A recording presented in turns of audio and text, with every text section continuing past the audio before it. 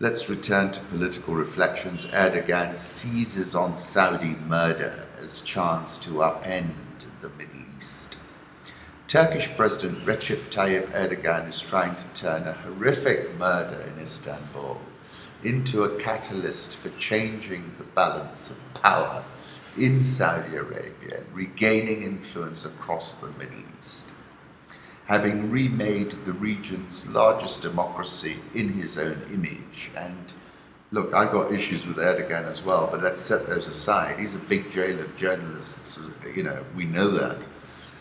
Erdogan is taking aim at rival Saudi Arabia's leadership in international outrage over the death of insider-turned-critic Jamal Khashoggi at the kingdom's consulate in Istanbul. Erdogan has vowed to reveal what happened to Khashoggi in all its nakedness on Tuesday, just as the Saudis kick off a major investment forum in Riyadh. It's a big day today for Erdogan. Directly refuting the Saudi account of the slaying could dramatically raise the stakes for Crown Prince Mohammed bin Salman. And I wrote a piece on the 13th of August when he was coming under huge pressure. Pastor Brunson was still in prison. He was fighting the markets, and I called it cold turkey, and the link is there. But really, he's gone from Turkey to maestro, has Recep Erdogan, in the way he's played this geopolitical scenario.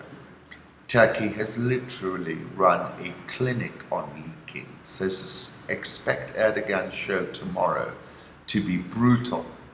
We are in a state of fear and panic, a Saudi official said.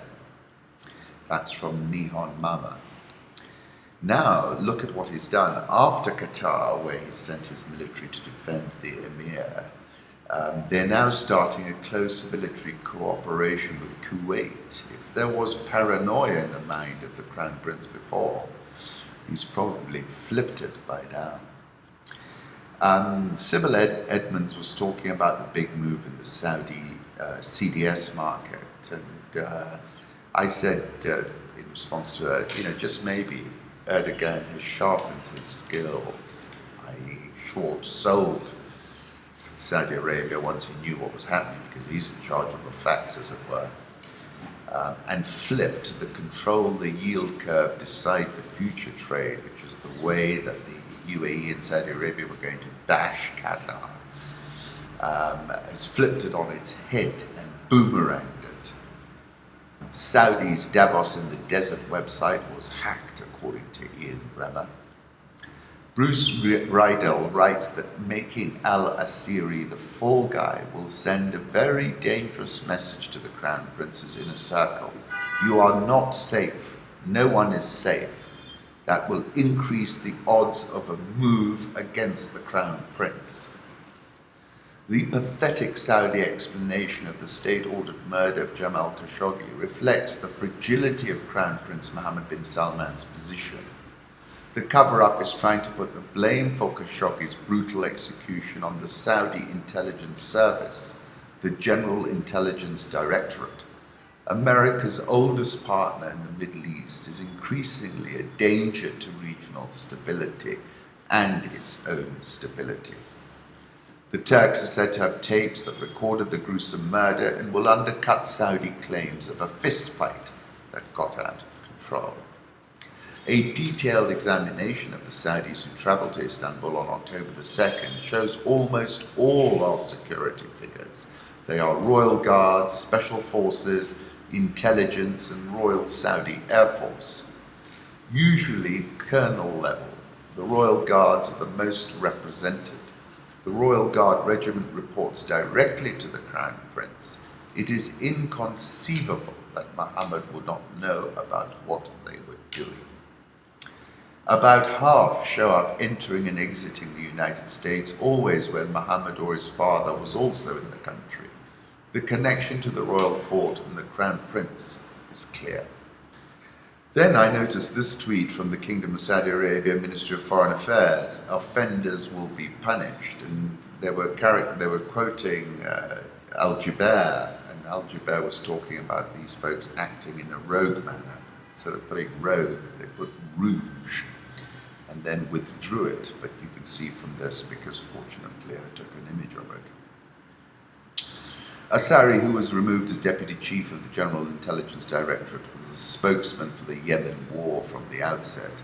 That puts him very close to Mohammed. They meet constantly. At the beginning of the war, Mohammed was eager to be seen as the commander of what was then called Operation Decisive Storm. When it became clear it was not decisive and became the public face of the war has left 13 million Yemenis malnourished in what the United Nations says is the worst famine in a century. This is the tweet that they've withdrawn. Offenders will be punished. How the man behind Khashoggi murder ran the killing via Skype, it's now transpiring, and he said, "Bring me the head of the dog." The Turkish intelligence source says Katani instructed. He was detained by the Saudi team inside the consulate building. Then Prince Mohammed contacted Khashoggi by phone and tried to convince him to return to Riyadh, the report said. Khashoggi refused Prince Mohammed's offer out of fear he would be arrested and killed if he returned. The assassination team then killed Khashoggi after the conversation ended. I wrote that Saudi Arabia is signaling loud and clear that its wannabe king is simply not tenable. I said he was already unconscionable. And why he's unconscionable, listen to this quote about the Yemen, and I think it's symptomatic of the man's thinking.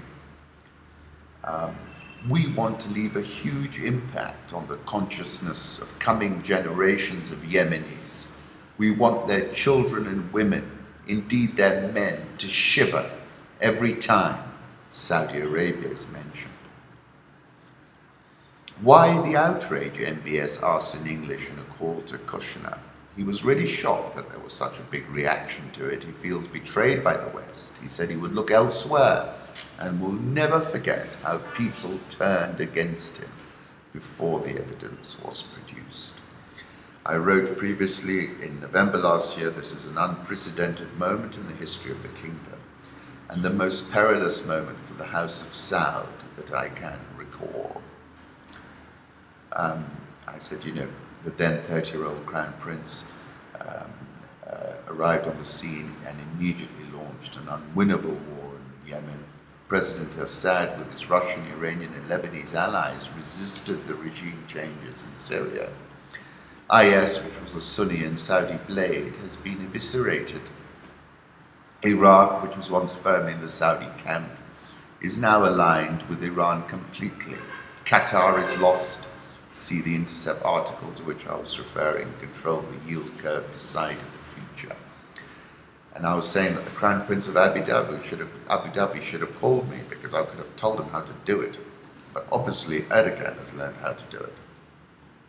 I was also saying, what is also clear is that Bibi Netanyahu, MBZ, Jared Kushner and a Trump carte blanche have all leveraged the existential paranoia.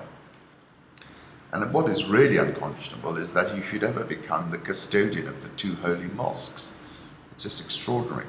After dismembering Jamal Khashoggi, this sword dance during Trump's visit to Saudi Arabia now seems much more sinister.